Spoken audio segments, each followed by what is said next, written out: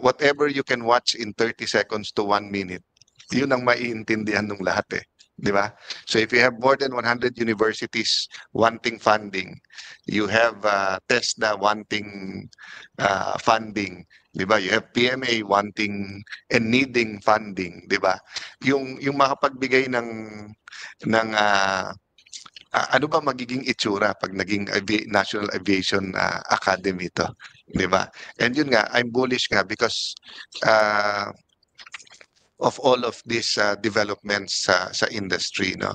One question I'll ask after the next speaker or after matapos, Doc, given the present scholarships and given the demand, I don't know kung pati sa maintenance or kung sa piloto lang, no.